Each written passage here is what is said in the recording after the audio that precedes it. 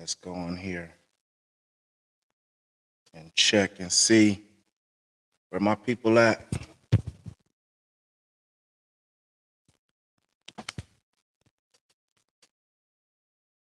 What's going on, my people, my people?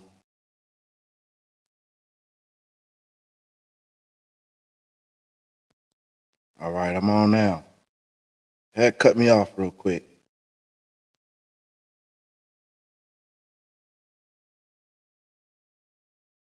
And let's see.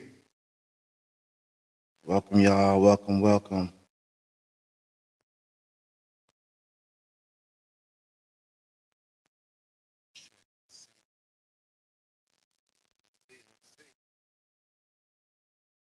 What's going on, everybody? I am on here alone. So if you're tuning in just now, thank you for joining us. Thank you for joining me tonight. We got a very interesting month we're about to talk about. But yeah, man, tap in with your boy real quick. Hope to see everybody on. And I'm just waiting. I'm waiting on a few folks to tap in with me.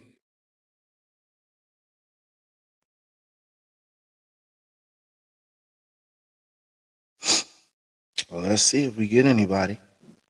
I know sometimes it takes a little while. Maybe I can. All right, I got one person watching. Maybe that's me. Maybe that's me watching myself. But I want to make sure everybody can see me and that we're on. Oh no, it's not me. Okay. Welcome everybody. Welcome everybody. Say hello to me in the comments. I want us this month to be a lot more interactive with some of my guests. It's a real important month I want to talk about for a lot of us, especially people in the Black community.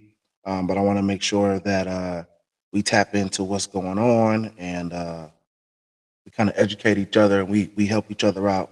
So, man, if y'all on here, tag somebody, send this to somebody's inbox. All right, now that's what I'm doing. I'm sending this to my people so they log on so they can see and can join and be a part of the show.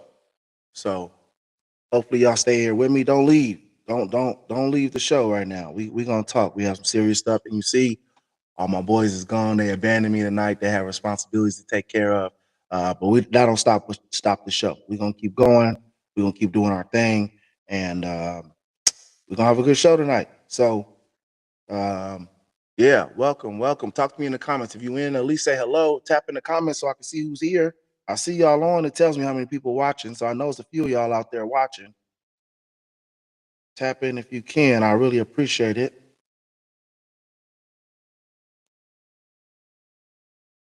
All right.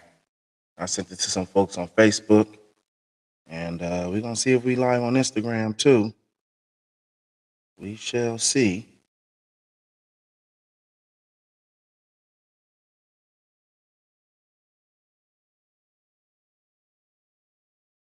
Let's see. I don't see it on Instagram. It's all good. We're on Facebook. That's the main thing. We're on Facebook right now. And man, thank you so much for joining us. So, as you know, I'm the DJ BENZI. We're here every week, Tuesdays, 7 p.m. on Facebook, Instagram, TikTok, YouTube, for the It's Mental podcast. And so I'm a little tired today, but I still pushing through. Thank you so much for joining us. If y'all just tapped in, again, thank you so. Hey, what's up? What's up, Nugget? Thank you so much for joining us on the It's Mental podcast. Hopefully my boys tap in, but um, hold on. Hopefully my boys tap in. There we go. And y'all can holler at me for a week. So it's frozen. That's your internet. Ain't my internet. Let me see. It ain't frozen. Yeah, I'm looking at it on my other device. I'm not frozen. You got to pay your internet bill. This is every time I chime in, you be blowing me off. I still support though. I'm here for it. Well, because Chris always be downplaying you, man. Chris always be downplaying you, man. I don't be trying to, Shamar, I don't be trying to blow you off. That'd be Chris, man. I'll be like, who is that? He's like, oh, that's my cousin. Don't pay him no mind. He always be saying something crazy. So no, I'll be trying to downplay you, man. Keep rolling with us, man. But it's interesting.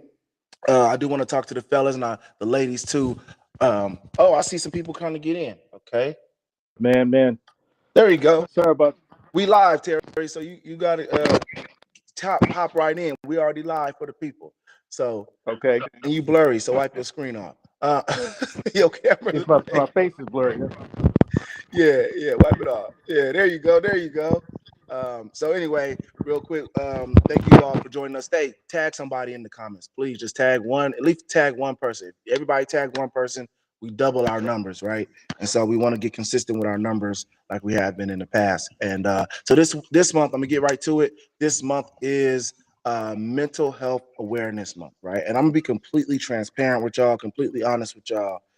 If y'all would have talked to me maybe what's this, 2025, 3 years ago, right? Near the end of COVID, 2022, um, I would have been like, man, I don't want to hear nothing about no mental health stuff. Hold on. Yeah, if y'all would have asked me 2022, I'd have been like, I don't want to hear nothing about no mental health stuff. Stop talking about this mental health, mental health. That's all you was hearing during COVID, especially towards the end of COVID and people coming out of COVID, how many people were struggling with their mental health issues, right? But it took me some understanding. It took me a while to really accept the fact that mental health issues are a real thing, right? And I think that in women, right, I was easier to me accept it because I think in my ignorance, right? Don't judge me now. In my ignorance, I always thought mental health was a weak thing, right? It was something weak for a person. Like push through that, like whatever. I've struggled with anxiety. I struggle with depression. Shut up, like suck it up. Move on. You just a punk. Like you just Right. just man up, or a I, woman like get over it. I felt the same way. Move forward, right? That was me. That's how I thought. But as life progressed and I started to really understand the different levels of mental health struggles and mental health issues, I think everybody, every adult, every grown adult, I would say over 30 at least, has struggled with some sort of mental health issues at some point in their life, right? Whether they were fully aware of it or not, whether they fully accepted it or not, it may not have been super drastic, but you may have struggled with some sort of mental health issue. Yeah. I think we didn't know how to define it. You know what I mean? And so because I had the same thought, I had the same thought process, and sometimes I do, and I think the word mental health is a lot of words that got hijacked during this time, during COVID and all that stuff. Emotional intelligence and all this other bull. You know what I'm saying? I won't say other bullshit, but a lot of those things got hijacked by people making excuses for lack of being accountable. Absolutely. But it is real, but it's also not as what I firmly believe is not affecting as many people as they seem. They just use it as a crutch. Absolutely. And because and in what I also learned is the fact that mental health is like, okay, well, where am I lacking a little bit when it comes to making a rational decision? Hmm. What affected me in the past that causes me to make a rational decision? For example, I mean, we'll talk about this at a later time, but as we maybe had some stuff coming up as kids Hmm. Hmm. that we couldn't. Okay, real simple. I'm sorry, real simple subject. When I was younger, we used to have roaches, Hmm. right, in an apartment complex, and we just always had roaches. And so every time I grab a cup, I blow in it because there was always roach eggs in the Mm, bottom of my cup. And mm. so I blew it to make sure that there was no extra eggs or extra bugs or extra whatever. But unconsciously, I still do that, right? Wow. Wow. And I grab a cup and I blow in it. And somebody asked me one day, was like, "What are you doing?" I'm like, "What? What do you mean? I just blew in a cup. Why'd you blow in a cup? Just because what if there's some roaches in there?"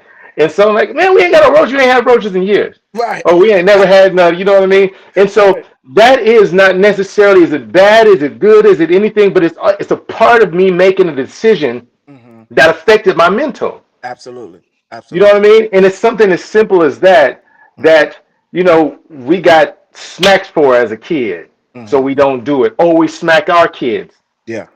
And knowing that, we just realized dealing with parents who have multiple kids.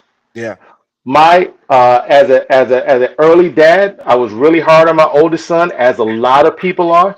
Mhm, And then my second one was a little bit less, and my third one was a lot less. mhm. But then my mental was like I didn't know any better. Yeah, it was different. It was different It as was it different, as it exactly. And went along. so now that I've learned a little bit better with each kid that they just grow out of it, that has helped that mental portion, that mental status. Mhm. And so I think there's that, especially as black men, man, we don't get a chance to express like that. Yeah, I mean, growing up, it was. I mean, kind of how you was talking about your son last week, or it was like 2 weeks ago. You was like, "Look, you either happy or you straight face. You ain't you ain't allowed to. You Yeah, ain't allowed. What you mean mental health issues? You don't pay no bills. You don't go to none. work every day. You don't put You food on the don't. table. You ain't got no mental health issues. You ain't put in on this. Right, right. That's how we was in the black community for the most part, right? For the most part, that's how we were raised. And Right, unfortunately, because in the black community, we have normalized trauma in the black right, right. community. Even something as small as, I mean, not everybody, but even something as small as being raised by a single mother, right? You are when you God created us, He created us to have a mom and a dad in the same household raising children, right? So not having a parent, even if you were a single dad raising a kid, not having a parent in the household is a form of trauma and can be a traumatic experience. There's so many feelings that come from that: rejection, low self-esteem, not feeling the love that you need from a parent. There's so many different emotions that can come from that, and it creates trauma. So as black men, we're also often taught to be strong and stoic. Um, what has that expectation been like for you? Like as a black man growing up, you taught always to be strong. How's that been? How's that cost you growing up? You know what? It the other day, so I'm a grandfather now, right? And the other day, my granddaughter came over, and in my mind, I'm thinking, there's nothing she can do that I'm gonna get mad at her for. Mhm, But as an early dad, I thought, like, there was a lot of things, and I heard somebody say, having a grandkid will teach you how you should have loved your child. mhm, And mhm, so, but that's the way that I came up as, hey, we got to be tough when we got to be tough on our kids, mhm, and we got to make sure we got our stuff together, and don't necessarily cry over spilled milk, just clean it up. mhm, Um, and so after, and I kind of lived by that, mhm, and now don't get me wrong, my parents were, they were, my mom was emotional. She allowed me to express. mhm. And then coming up in the 90s, man, it was about, being hard, being tough, being this, being that. You didn't Yeah. you being emotional, and I'm still not very emotional Mhm, uh for some things, but then coming up with that stigma, and coming up with a father that's, a pastor who's always has it together, who always has the answers. mhm. You hide a lot of that stuff, Ab- because when you have questions about, at the time, hustler magazines and girls parts and this and that, Yeah. who do I how I didn't know I could talk to anybody about that without getting in trouble. Yeah. Absolutely. There's no one. There was. We had to hide all that stuff. We had to hide Yeah, stuff. Yeah. There you go, Leaf. It was don't cry it over spilled milk. Just clean it up. right, Right. That was right. the mindset. And Yeah. you can't, by doing that, it stifles a lot of questions that curious kids have, Mhm, because we wasn't allowed to think outside of being a Christian, and think outside of being a young man, mhm. And so I think even I think even the church is at fault for not being educated on mental health issues, because it was almost like pray about it. Oh, I'm gonna take you to the pastor, let him lay hands on you, and we're gonna, well, we just gonna pray over that. No, okay, prayer is cool, but you right, got some real issues. And you need to work these issues out. Like prayer is the answer, but it's a part of the answer. You know what I'm right. saying? So you can't just depend on that as the church, or speak it into existence, type stuff. They Yeah, didn't they didn't give a lot of tangible answers back then. right. They didn't. It was They weren't educated. They weren't it into was like, that ain't nothing but the devil, boy. And I'm right. like, titties? God made titties. It is right. I just had a question about titties. That ain't nothing but get that out your mind. And you know Right. what it did? What it did, it didn't necessarily stop us from getting it in our mind. Mhm. It just I used to watch when my we would watch scary movies or we would watch sometimes rated R movies when I was younger, right? And Mhm. so the VCR back in the day, you could see the timing on the VCR. And so when the titties got ready to come on the VCR, I would look at the timing just before I turned around to close my eyes. That way I could go back after my parents would speak to rewind it back to that certain time so I could go back to the time. Right. Right. But I wasn't allowed to be open enough to be able to ask about that. Exactly. And as young black men going through puberty, right, we were not properly taught how to handle those feelings, how to Mm, handle those emotions. I mean, I was watching this show the this I think it was like a week ago, and he was saying that his friends, he was 16 years old, he was a virgin, and all his boys make fun of him because he was a virgin, right? And as young boys, we kind of like make fun of each other if you're not a girl doesn't like you or you ain't touched no titties before, you ain't put your hands on a girl's panties no before, you ain't get this, you ain't get that. It's like, right. hold on, these are the pressures of young men not being taught properly how to be respectable young men, right? And how to properly handle the emotions as women. I always felt, because I didn't grow up with a dad, and my grandpa was the only positive male figure that died when I was 10 or before I was 10. Um, I did not know how to manage that. I'm thinking, for me, I need to smash everything walking. I need to, you know what I mean? That was the Yeah. mindset when I'm a teenager. And then so imagine not only how that affects our black men, but how that affects our black women later on in life. How damaged are they? Right? Think of the movie The Wood, where the dude, remember, you want I'll give you $1 if you grab her booty. You know what I mean? Just run up and grab her booty. Well, that's sexual harassment. You know what I mean? You Yeah. go to jail Yeah. these days. You grabbing a girl's Yeah. booty like that. You know what I'm saying? But that's the mindset that we were taught growing up. Like, that's okay. It's okay to do. And so now these girls have been talked about, touched on, and all this stuff in high school and junior high by teenage boys who don't know how to manage those hormones, those thought processes. Now the boys is messed up when they older, the girls is messed up when they older, and nobody has nobody to talk to about it. Right. And that's all a part of mental health. Absolutely. That we didn't cause it. Well, that's just how they is. You're No, right. no, no.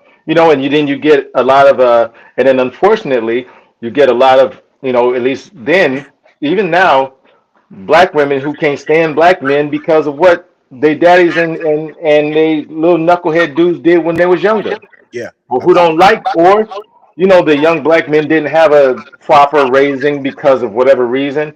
And so now, I prefer white dudes, or Negroes ain't about nothing. And then black dudes kind of start looking at the black chicks, and they like, man, F a black girl because she don't know how to treat. She don't, that's all encompassed in the strength and the lack of mental stability. Now, I wouldn't say mental stability because I don't want nobody taking it any type of way, Mhm. but the lack of mental strength that we have there because it was damaged something. Absolutely. Like Leaf just said in the comments, he said mental health or poor mindset. Absolutely. And those mindsets develop over time from situational Right. environments, right? Environment situations that happen in your environment.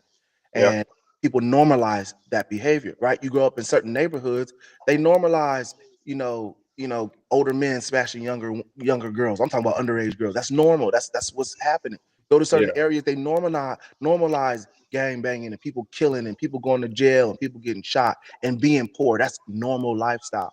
So it's Yeah. like this is not how we were meant to live, and we have to make a decision to change our mindsets, to mature our mindsets and deal with some of the issues that we may have that could be holding us back in life. Right. So, do you feel American society makes space for black men to be vulnerable? Like, is society set up so that we can truly be open and talking about these things? Um, I don't think Black American society does Hmm. because when we say American society, um, I think so because white folks always say, "Well, he needs some help or he needs this. Why don't you get counseling?" Hmm. That's their go-to, right? That's well, why don't you? And then a lot of times, black folks, we don't need no counseling. All you need is Jesus, Right. or something wrong with that boy. Right. And Or I ain't so telling them about when my business. right, Leave and me then alone. when you ask the question, does America allow for it? I think yes. Mhm. Does Black America allow for it? Is where I say no. Where I say we're getting better Yeah. Yeah. is that we're getting better because yes, we have to pray for it. Yes, we need somebody need to lay hands on it. But now give me tangible things to do. Hmm. Don't just pray for me and send me on my way because I Hmm. still don't know what to do. I still don't know what to do. And or even I still don't even know how to hear from God at this point Hmm. because you didn't show me how to listen. You didn't show me how to be quiet and meditate.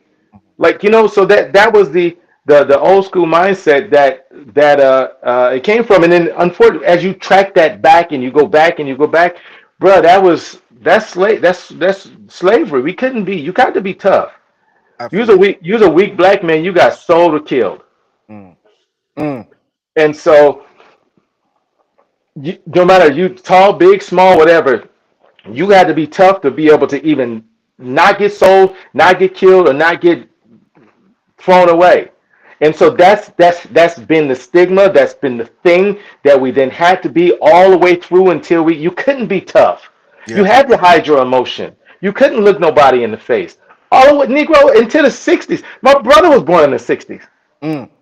Folks be thinking well, that was so long ago. My brother Right. was born in the 60s. Yeah. You look somebody in the face too long. So we didn't have that opportunity to be able to show that emotion. Hmm. And even in the 80s, you couldn't do too much of that. And you That's can a true. little bit, Right. not without being labeled or classified as a thug. Hmm. And so now, unfortunately, as Black Americans are the youngest society in the world, Wow. I didn't even know that. the youngest society, we didn't start getting any type of somewhat freedom I guess you. until the 70s. Yeah. I guess you're right. Everybody I'm else not had. talking about Africans. Yeah. I'm not Uh-huh. talking about, you know what I mean? The Yeah. youngest society Uh-huh. until the 70s to where we could actually somewhat be free until the fist to the sky. And then all of that still was still beaten out of us or trying. And then we get to the 80s, we get to the 90s where we still had to fight the power. Right. And You know. I'm not the guy to be sitting here talking about no excuses. I'm Right. just saying it is what it is. Absolutely. I would see some of these comments. Michelle, hey Michelle, you up late with us. Thank you for joining us. She said, I say, when you know better, you do better. Both genders. That's it. Yeah, I mean, but also and that kind of goes to Lee's point though. Just because you know better doesn't mean you're always going to do what's necessary, right? You know it, but then it takes work. So there's an extra added work that's needed. In Leaf's comment, it's basically he's saying people don't want to sign up for more than that they already have to deal with. So if they don't feel like they need it, they're not going to do it. And that's kind of been the issue is that we've been told or we've been taught or we've been mind tricked to think that we don't need these type of things, and so we don't want to do the work for them. And so, yeah, I think I agree with your point, Terry. Black America is getting better at it. We're getting more aware. We're getting more acceptive of it. I think what's really helped me is being a foster parent. Every single one of these foster parents had therapy, and which I think, and now that's one of the things we demand out of accepting kids. They have to have some sort of therapy. Right. First things first, these kids are not living with their natural born parents. And if you had to take them away from their natural born parents, 95 out of 96 times, these kids have experienced some trauma because of it. It's not just, our parents were old and they passed away when I was really, no, that's not why these kids are in foster care. These kids are in foster care because of some real issues with their biological parents, and that needs counseling. So Right. that's one of the things I require when these kids come into our home.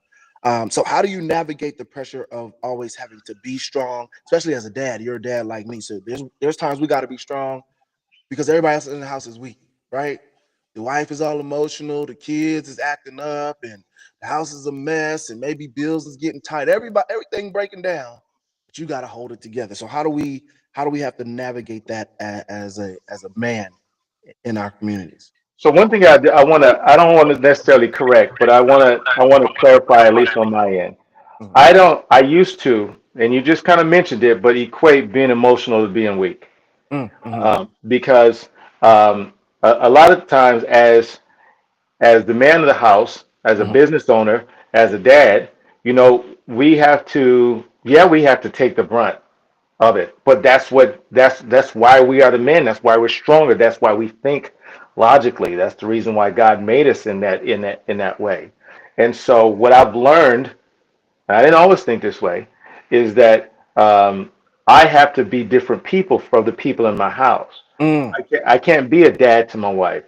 I used mm, to try to be dad. You know what I mean? I can't rule with the iron fist and go on this way. What a leader does in the house is learns his people and then handle them accordingly. And so when you're able to do that, and Berta took me forever, and I'm still working on it, to be mm, honest with you. And my kids is now grown, but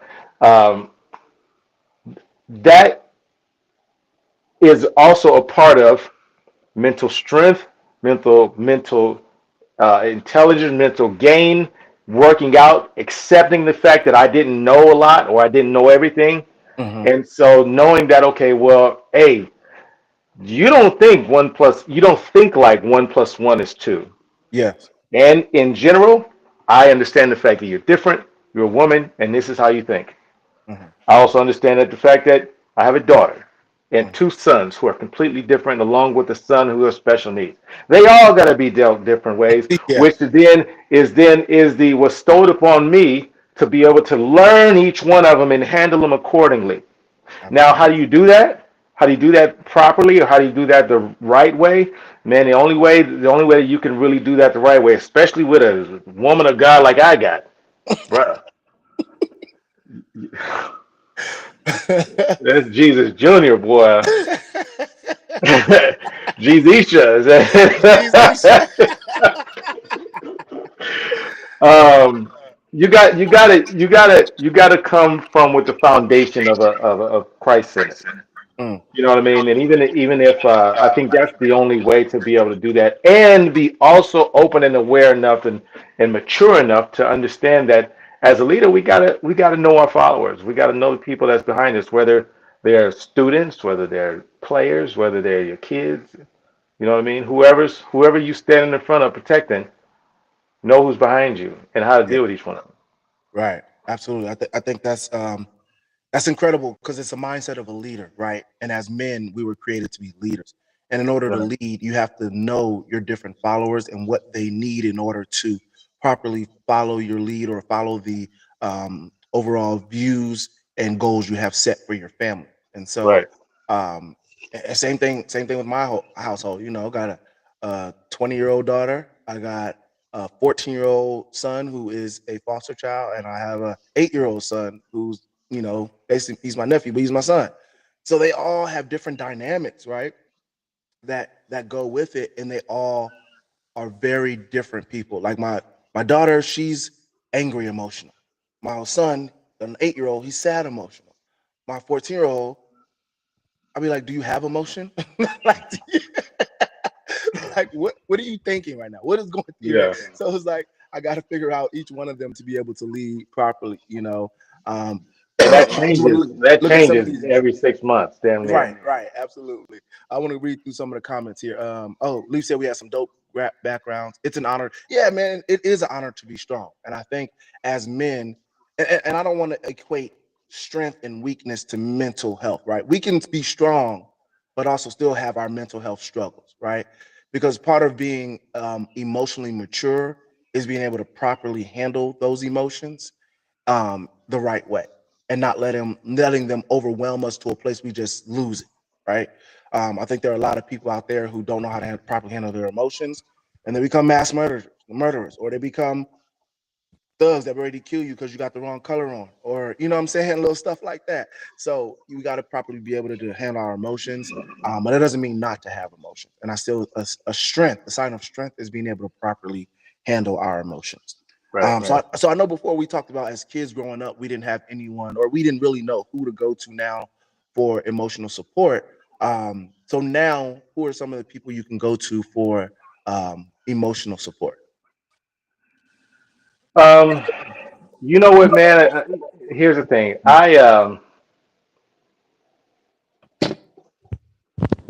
Uh, well, I used to go to my mom, Mm, and she was the one who kind of was who was able to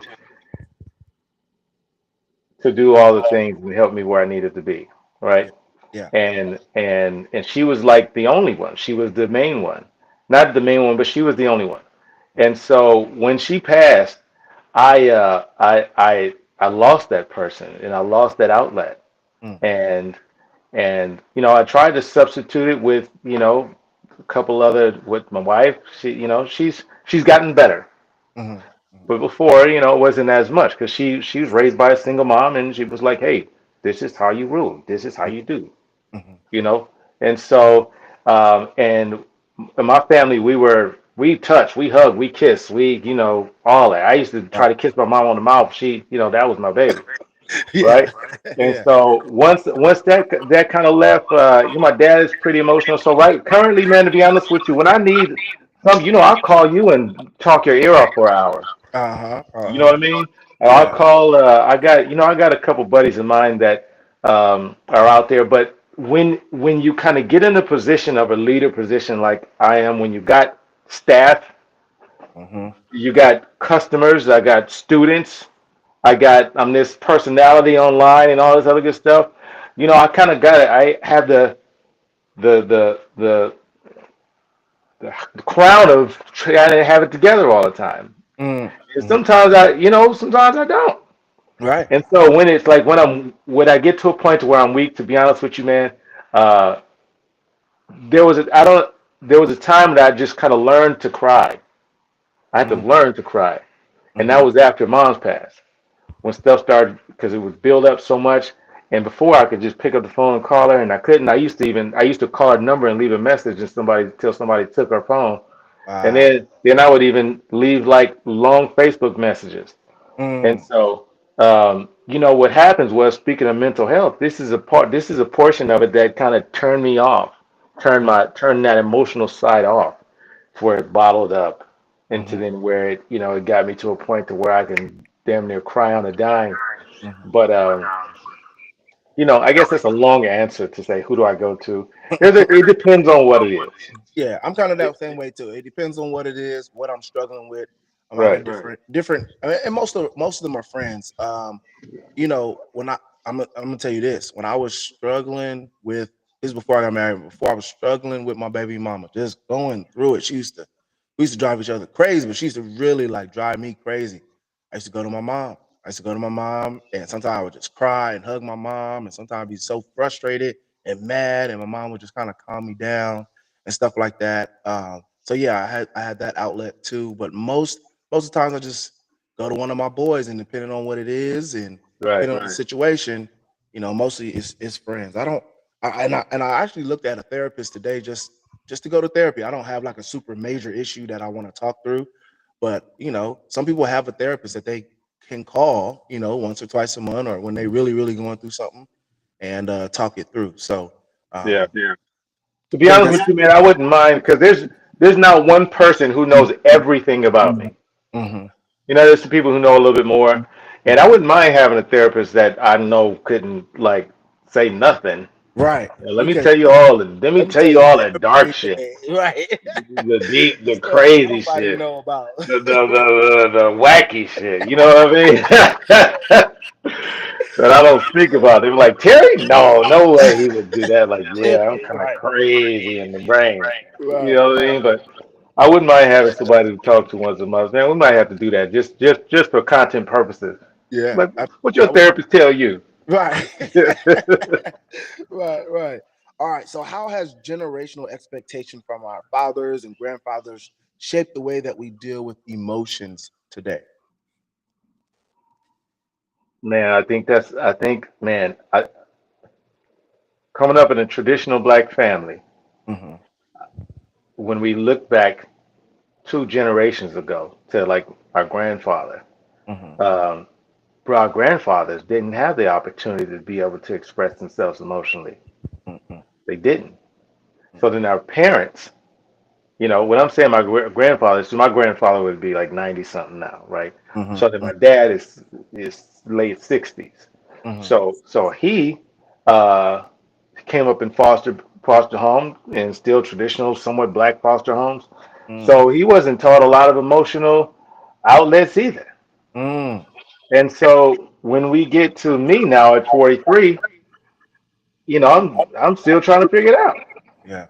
And I feel like a lot of people like my age and our age, um, in if we're talking about black parents and black men, Mm-hmm. their grandfathers didn't have the opportunity to be emotionally intelligent. Yeah. And if you're 20, your great grandfather didn't have that opportunity to be. Mm-hmm. And so when I say that we're the youngest society in the world, man, the everyone else, every other opportunity, their parents or their moms and dads from Mexicans to the Incas to Chinese to Indians, they've had hundreds of years to figure this out. Mm-hmm. Mm-hmm. Hundreds of years to figure it out. We've had 40 Yeah. 40 years. 40 years. because even you, bro, you had to be tough as a black man in the 70s. Yeah. You couldn't Look. be no, you in the 80s and 90s. You a bitch if you say something too much. You cry. Yo, you hug your dad. Your dad kissed you on the cheek. Right. I didn't. I was like, don't kiss me out, dad. I gotta be tough. Right. White dads kiss their kids all the time. Oh, all the time. Still I do. kiss my kids now. I mean, Still you know do. what I'm saying? But Yeah. that's 1.5 generations, man. Yeah. That's right there. These people And, still and, and I don't want to get it confused. I ain't no blame the white man for nothing. right, right. I Yeah. love I love the white man. I love the white man.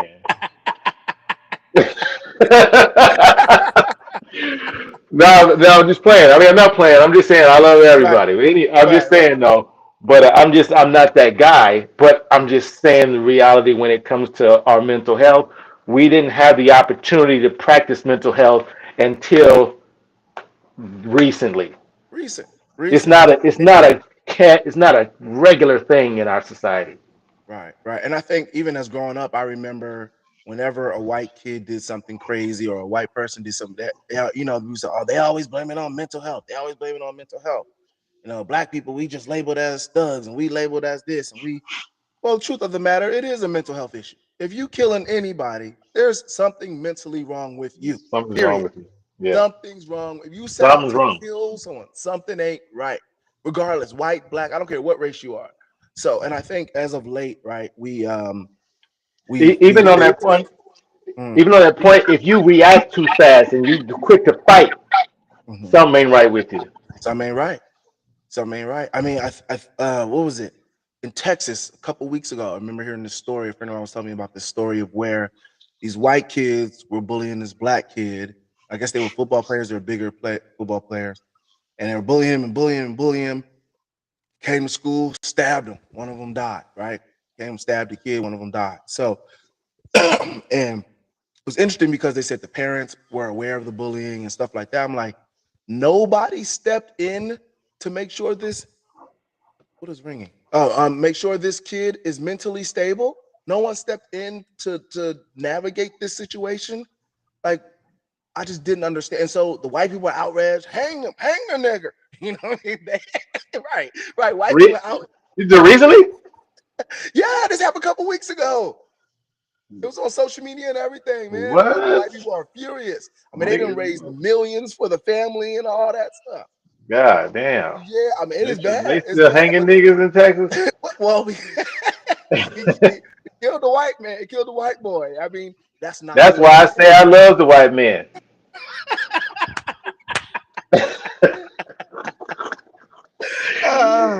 But yeah, man, all that is improper handling of mental health issues, right? And I think, and also kind of to go to your point, right? It's to me, it's a fine line because my 8-year-old son, everything is bullying, right? They're bullying me. They're bullying. I'm like, we just cracking jokes. We having fun. This ain't bullying. And so Yeah. they kind of, some of these schools is kind of making these kids soft, like too soft. Like, I'm not telling you they can't have emotions and feelings, but everything's not bullying. Just because somebody Everything made a ain't joke bullying. and make a Right, joke and laughing around, this your homie, right? This your right, homie, this your friend. We when we go on our trips, we clowning each other the whole time we there. That's part of the yeah, fun, right? yeah. That's part of how we build relationships, especially as young men. But now they teaching them everything's bullying, and I think there's a line of that, that we have to be mindful of, especially as men, because that's kind of how we kind of And then talk to each other. bullies had a role in shaping some of us, though. You know what I mean? Yeah, They yeah, made us tough. We don't want a society of little bitches around here, though, yeah, either. Though. right, You know right. what I mean? We want to be strong because these some people made us strong at some point in Yeah, time. and it's the world. It's the world, man. You're not gonna get out in the world and then everybody's gonna be nice, and then you get to be 23 and oh, hey, bully me. Nobody cares. Right, Figure it out. You right. figure it At out. that point, figure it out. At that point, Yeah, figure it out. we need to bring some of the bullies back, bro. Yeah, bring the bullies back. We need to bring the Somehow. bullies back. You need to get me a shirt. What do you hope to pass down to your? Well, you've already done it, but still pass down to your kids, not financially and stuff like that, but more emotionally. What type of emotional things that you hope you have, and they'll still come to you, even though that most of them are grown. They can still come to you for this emotional support. So, what type of things you think is important that we pass down to our kids? You know what, man? Like I said last time, I was pretty, strategic and logical with my kids, and I didn't show a whole lot of emotion until I got older. I hug my Mhm. kids. I mean, I've always hugged them. I've always played. I've always all that stuff. But what do I hope to pass down to them is just, uh, you know, we still got to understand that. And I tell my kids like, you're gonna be black all your life. And I still need Mhm. you to be able to be strong enough and wise enough to understand that. Mhm. Um, and so I need you to be emotionally aware enough and emotionally open enough to to to not have to be tough all the time. Mhm. Emotionally cognizant enough to be able to relate to anybody, anywhere, at any time. Mhm. But then also aware enough to understand that you still black, son. Yeah. And we still have to be, so there's a two-way street. And this is the thing that I say as us as black Americans that uh, a lot of folks don't have to deal with, because I want you to be able to be open enough to be able to love everybody, to be able to understand people, to be able to have compassion, Mhm. but also know at the same time that you young and black. Yeah. And so there's a fine line of being able to be too trustworthy or Mhm. too open and too emotional or too open to it without still having somewhat of a guard. And just knowing that if that guard is just enough to be able to keep your eyes open, to know what your surroundings are. Yeah. So it's a double-edged sword. Yeah, absolutely. I think. And let me ask you this about your kids. Are most of their friends black? Uh, no. I mean, my kids are like me, man. They don't have a whole lot of friends. Hmm. I mean, Elijah has it. He's probably got the most friends because he's the most likable person in our family. You know what I mean? But um, they didn't. We didn't come up around a lot of black kids. The school they went to was a little bit more Mexican than white. You know what Right. I mean? They went to a charter school, and so their demographic of friends are somewhat closer to what they came up with around in their school system, because they're just now getting out of school, so a lot of their high school friends are still their friends. Yeah. And Elijah's baby mama is Mexican. Hmm. My daughter's little boyfriend is Mexican. Oh Uh, wow.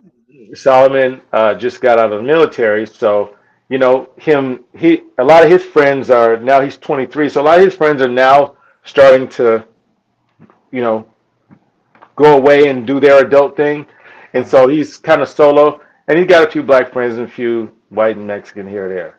But as Yeah. far as like a crew of, they don't have no nigga friends. Right. Right. The, They the ain't the got no few real black niggas. people in their groups, the few black people in their group of friends, I wouldn't They, kick it with them. right. but I'm sure they're nice kids. Uh, I know exactly what you mean. That's why I'm laughing. I know exactly what you mean. My son, well, my 8 year old, he has a nice mix of friends, right? From football team is kind of like two or three black kids, two Mexicans, an Asian kid, some white kids. So he has his friends at school. He has, a few black kids, and then talking about, my crush. I see my crush, some little Mexican girl he liked at 8 years old. He calls it her crush, his crush or Nice. whatever. What you talking about? Go somewhere, right? Yeah. But they have all different. I think because of the schools now, they have all different types of friends from all different Yeah. backgrounds, and I Yeah. actually like that. I like them to be able to experience the cultural differences at an early age, right? Right. And then to be able to make their decision who they're going to hang with. Like for me, it was like automatic. I'm hanging with the black kids. That's it. That's who I'm hanging with.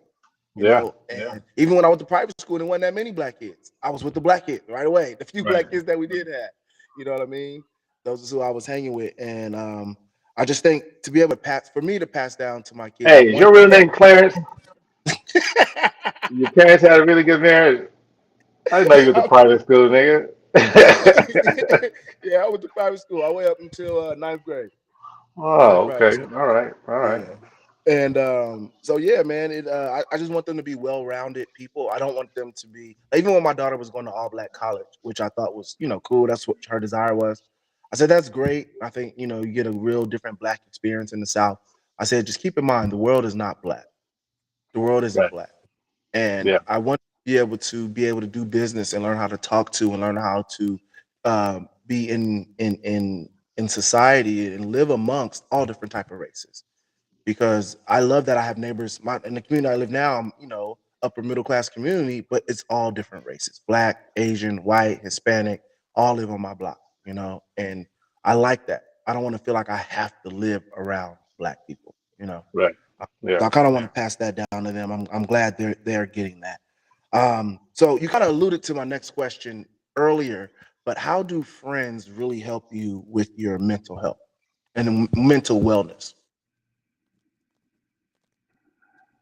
Um, man, you know what? A lot of times, man friends, they're not the best emotional support always. You know, Nah, right. you don't really call your, they're as again as I've gotten older, and then you know, it's like even when I'm okay, even after my lowest part of my life after mom's passed, I had to, get myself together before I called one of my buddies. I couldn't call him crying. Oh, I'm Yeah. sad. Hmm. Because the at least the type of guys that I hang around with, and the guys a lot of times in general, we want to fix things, Yeah. and then oftentimes fixing things doesn't equate with emotional stuff, like Mm. and so when we tap into that emotional side, I don't want to call it a. You can understand sometimes how women might feel if they just want to come and say, "Hey, I have a situation. I just want to talk." And Hmm. immediately, what we do, we try to fix it. Yeah. Right If I away. have an emotional problem right now that I just need to stress dump on you right now, there's nothing I need you to fix. I just need to be able to stress dump on you. But I also know that a lot of times guys don't want to hear that shit. Yeah. At least And I you don't know want to hear what? it. Though? Well, you know what though? Here's the thing. What I've learned, and I was the same way. My mindset was the same way. Guys, we don't want to hear it. But I think we're at an age where we have friends who a lot of us deal with a lot of the similar type things, right? And I Yeah, mean, you and I have had conversations about certain things going on in our homes, right? As being husbands, as being parents, that we can relate to about, right? When we're struggling with certain definitely. things or Right, frustrated with certain things, we can relate about. So I think as an overall, like Chris, I'm gonna give you an example. Like Chris, I would never call him and talk to him about stuff I'm struggling with my wife. I just wouldn't do it. He's not married. He right, never understand the struggles right, that right. I'm dealing with. You know what I mean? And so if I had a homie that don't have kids and I'm struggling with these kids and they working my nerve, I'm not gonna call you and talk to you about my kids. You know what I Right. mean? Yeah. I'm just not like my boy Trell. Trell don't have no kids, so I'm not gonna talk to you about that stuff. So it's just certain things that What would you call Trail to talk about though, emotionally? uh I have talked to Trell. You know what? This is why it's easy to talk to Trell. Is an emotional dude. He is Yeah. emotional about. So I've talked to him about stuff in my relationship that I've struggled with. Okay. Um, Yeah. yeah, I've talked to him about just I mean, really random stuff. Because Trell is emotional and he likes to talk and he talks slow. And so I gotta if I gotta carve out at least an hour of time to talk to him on the phone. You know what, man? Well, let me tell you what I'm thinking. Right, right. Yeah, that's him. That's him. And don't let him be partially distracted by something else that's going on. Oh, that conversation gonna be long. So, Yeah, yeah, yeah, but you got different homies for different things, yeah, and you have different people who you can go to for specific aspects of emotional struggles, and I just think you guys take advantage of that. yeah. Um, You know what? I had a neighbor who, um, never mind. no, hey, neighbor might be watching. Not in Phoenix, but I don't know. Okay. Yeah, Yeah, we just gonna leave that alone then. Hey, you know what, dude?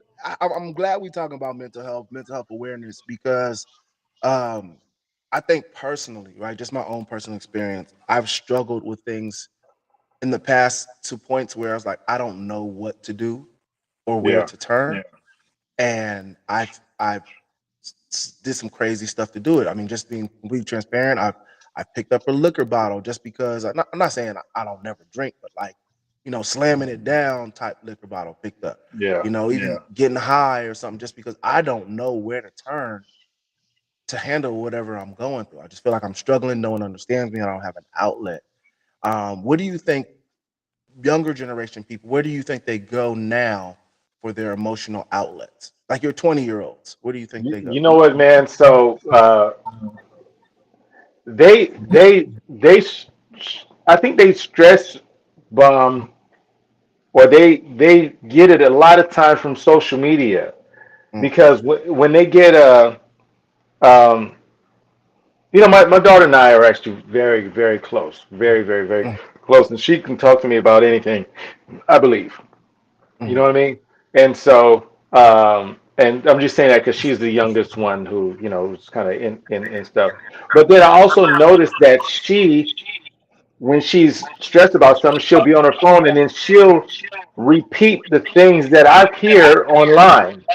mm. She'll read when she's going through something. She'll say stuff like, "Well, men are just not emotionally intelligent," and I'm like, "That's the key word for this past week. I've been hearing also, or what's that called? The masculine toxic. What's Oh it? yeah, toxic masculinity. It's just toxic masculinity you're doing. I'm like, oh, stop it. Right, right. Stop it. You hearing all this trauma dump from all these people Mm, online who just on there hyping up their extras a little bit. But I think which I think that can be good. I think it can be good for these younger generations to be able to express to themselves online mhm, because sometimes these kids ain't got nobody to talk to. And if they can go online and then speak their mind online without getting bullied, and right now there's a lot of people who are like, what, you're so beautiful. They might be 400 pounds and black as black. You know what I right. mean? And but then you're so beautiful, you're so this. I think that can be a good thing. That's a new outlet that we didn't have Mhm, to be able to go to and express yourself. I think the younger generation of parents are a lot better at handling these kids' emotions than even I was. mhm. Um, just speaking about if I'm talking about Black Americans, right? Right, right. Just because they've had a better opportunity to talk to them. I think my kids will be better emotionally with their kids than I was with them. Mm, I think so You too. I know? think it's a ever increasing generational thing at this point, right? Where every generation is going to be more aware, more informed. It'll be less of a stigma that you can't have these type of emotions or you have to be hard and not open up and not talk to somebody. I think it's more and more acceptable, especially in our communities, than it's ever been before.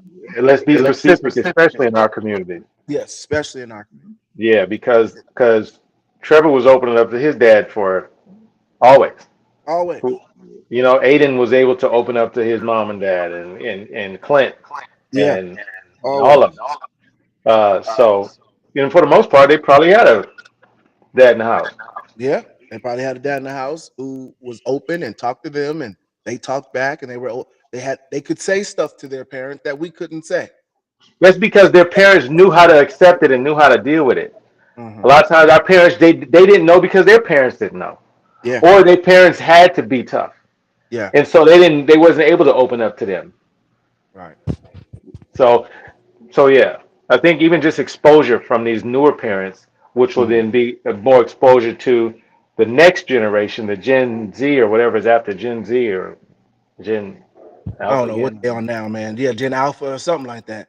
If you could go back and tell your 25-year-old self one thing about mental health, what would it be? 2025 in that age range. To calm down Mm, and and it ain't all about being tough, being a man, and it's you can be just as much of a man by understanding people versus judging them for not thinking logically. mm, And so you actually would be more of a man and more accepted as a leader hmm. by saying that, hey man, relax. They Right. don't think like you do, and it's okay. Hmm. So be a bit more open and uh, empathetic. Yeah. That's what I would tell myself. I would be more empathetic with people's situation. Be more Mm, sympathetic to their situation. You know mm, what I mean? Try to put yourself in that position, and you don't have to think yourself out of it because it's yeah. okay if you don't. And that's something I know now that I've done now that I think has helped my relationship better again with my kids that I wish I would have done with them younger. Mm, You know what I mean? Because yeah. my oldest, he was a he was a sensitive guy. And Yeah. I saw an Instagram reel the other day where this young kid he was doing some kind of karate lesson, and he Hmm. was the karate guy was trying to show him the kid kept crying, so he's like, Yeah. "I'm gonna send you over to your dad and let your dad handle it." And the Oh, I dad was like, remember all that. he's like, "Stop crying." And my first thought was to grab that kid and hug him Hmm. and tell him that it's okay, and Hmm. then ask him. This is my thought as Terry now, like, hey, ask him like, "Hey man, why are you crying? What's going on? Talk to Yeah. me." Hmm. Open up. Tell me what's going on. Tell me why you're scared. Yeah. And then now we work on the fear, other Hmm. than saying stop being scared, Yeah. because that's not solving anything. And then Absolutely. what he did, he made the kid run until he stopped crying. Uh, And then I'm like, I was that dad though. yeah. But that kid now doesn't know how to handle a situation. He doesn't know what to do when he gets in a situation where he gets overwhelmed. Mm, He doesn't know what to do. All he knows was be tough. yeah. And that right there, that small little thing, that simple little thing is Hmm. what we came up with, is what a lot of young dads think that they're supposed to do, is the reason why now when a kid gets 16, he never understood how and what to do when he got upset. So now he's in class and somebody's upsetting him. He doesn't know how to understand what's scaring him. Nobody Yeah. told him. All they said was be tough. So now I got my emotions mixed with testosterone. Mm, mm, That's where that comes from. yeah. Yeah. And I think for me, like my 8-year-old, when he cries, I kind of more so my mind says express yourself. I said Yeah. it's okay to cry, let your emotions out, but now tell me what you're feeling. I Right. want you to be able to speak what you're feeling. I said you're in control of your emotions, but if you can't express or understand your emotions, then you can't control them. So I need you to be able to talk about them, identify them, tell me what you're feeling, and I help talk them through it, and then let's deal with them. You know, Right. and I think we should need to have that because I think there'll be a lot less of this going on in the world, or a lot less, that Right. going on in the world because we're teaching our young men how to properly manage those fear, those anger, those frustrating emotions. Right. And I think we need that in the black community. We need that in the black community. And yeah. So hey, our time is up. I think we had a really good show. This is a great kickoff to mental health month. Next week, Terry's going to be back on again. Well, Terry's a regular on the show, but this next week is going to really highlight Terry, and we're going to talk about some things that he mentioned this week, and we're going to dive into it and get y'all tissues ready. He might cry, y'all might cry. I ain't gonna do it. Leave it on my. This is all emotional talk. I got enough for this week. This week. This is Nah, we going in. We going in. We going it. in next week. And then the week after that, I have someone that actually has done therapy, does therapy from time to time with a lot of people with mental health challenges. He deals with a lot of homeless people, a lot of people who been incarcerated or out, and did a lot of counseling with them. So I'm gonna have him on. And so yeah, we just really gonna this month is really dedicated to mental health, and we're gonna talk about that every week in May. So hey, join us each and every week, Tuesdays, 7 p.m. It's the It's Mental Podcast. That's the Barbecue Daddy, Q Fire Catering owner, CEO, director, president, Terry Matthews. And, and I'm the DJ BENZI. Thank you so much for joining us. Y'all have a good night. God bless you. Peace.